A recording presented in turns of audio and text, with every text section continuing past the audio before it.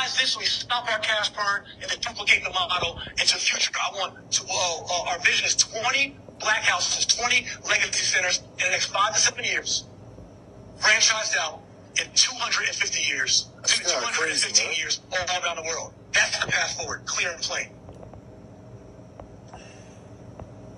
Next question, please. Yeah, I have a question. Sure thing. Who else has a question? That's my question. Please, sir. Oh, you wait now? You go. All right. All right, cool. So, Jay, I respect, I followed the fund since the beginning. I don't have a dog in this fight, right?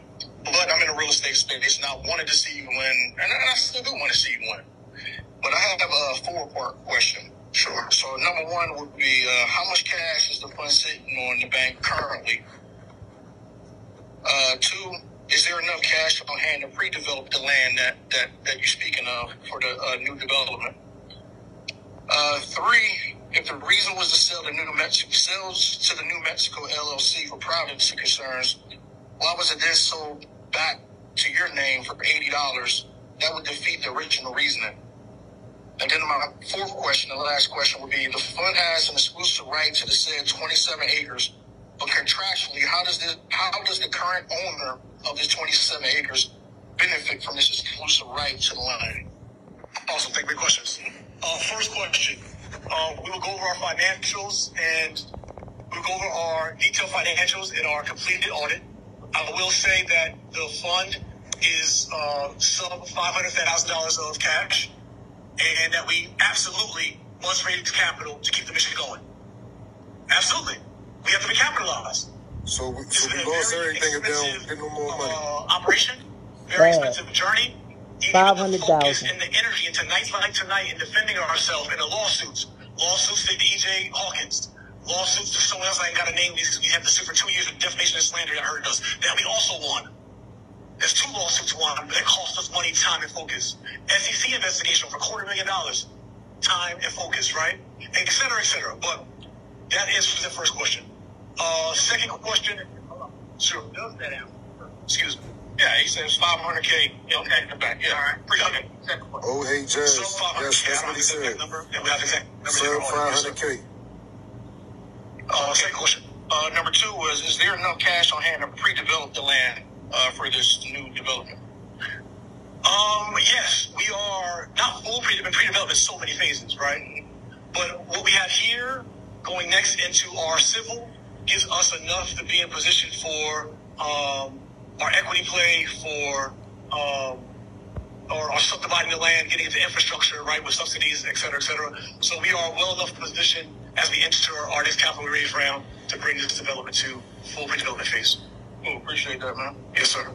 Number 3 was the reason, we also had to listen to the reason for the New Mexico LLC. Mm-hmm. So if it was originally sold to the New Mexico LLC for privacy concerns, why was it then sold to you in records are showing on $80? I said something online. That would defeat the original reasoning for privacy concerns. For sure. I didn't want to, but economically it made much more sense. To be very transparent with you, the loan, as you know, as an investor, the loan for a company and the rates for a company are much higher than the rates for an individual. And since this is public anyway, and et cetera, it just was economically more feasible to just bear the risk, if you will, of being public for the economical benefits. Okay. Mm-hmm. So it's a finance decision. I appreciate that, man. Yes, sir. All right, number 4, and my last question was, the fund has an exclusive right to the said 27 acres, but contractually, how does the current owner of the 27 acres benefit from this exclusive right to the land? Are there exclusive development rights? Yeah, correct. We don't benefit at all from any development rights on the land. No, I'm speaking of the current. There's somebody else that owns this 27 acres right now, right? My family owns it. We own it. Okay, so you're saying you guys won't benefit at all from it? Just living there. Yeah.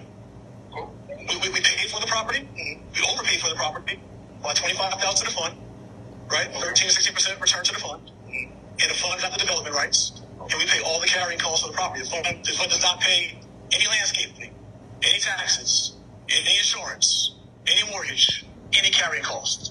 Okay. So my question, I appreciate it. Thank you, sir. Appreciate it.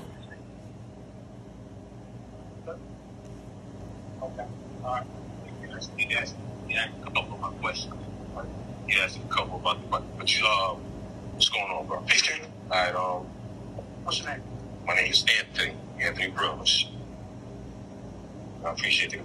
Get a couple of questions I want to know about the transfer. How much total was these properties acquired for? These properties were originally acquired for a total of about, I'm off memory, 150 and 850. I think it was about 960 maybe. So go to $1 million somewhere in there. Gotcha. Mm-hmm. All right, and through that acquisition, that was Tref funds that provided the non-official? Tref 100% owned the companies and 100%, yes, invested in capital. Gotcha. Give me a second. Thank you. Sure. What's going on, King Jace? Peace, King. So, a couple questions I have for you. One of the things I've heard you say over the years is the original goal was to raise $50 million for the Tref fund, correct? Yes, sir. Still is. Yep. So, only raised 11.5. About a fifth of our goal. About a fifth of the goal. So, I'm a full-time investor. I've been a full-time investor since I was 17, 23. What was the decision to push forward with 1/5 of the goal? And before you answer that, I want to say this. If you invest in something and it's now raised only 1/5, I say two things, right? Expectation-wise, I don't have a dog in the fight. But if I know that we only raised 1/5 of the goal so far, I look at it like, how much can we really do? Because if it's a $50 million project that takes I'm going to ask a question to you. Is it going to, you just said 50 million is what it takes to get the job done, right? Or no? That was the business plan. Okay. So ultimately to do these kind of investments and that kind of lending, it was a $50 million business plan. So when you look at, for instance, we earn about 24.9% on our private lending, right? Yeah.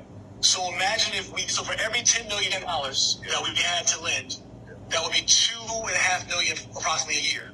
Okay. So imagine we have the same operational expenses, roughly, maybe a little more, right, with more staff. The same operational expenses with 10 million more, 10 million more, and 10 million more. And we can scale that at the same rate of 24.9%. That's more revenue, more income, and more cash flow with more capital to lend. Yeah. That was the original business model. Now, why we press on? I did not know with the momentum of raising $5 million in 3 days. Okay, question to our audience real quick. If you guys had an idea, it could be a real estate fund, it could be an electric car, it could be some kind of app, some kind of whatever, and you went to the public market and said, you know what, I'm going to be crazy enough, I'm going to be innovative enough to go raise capital, right?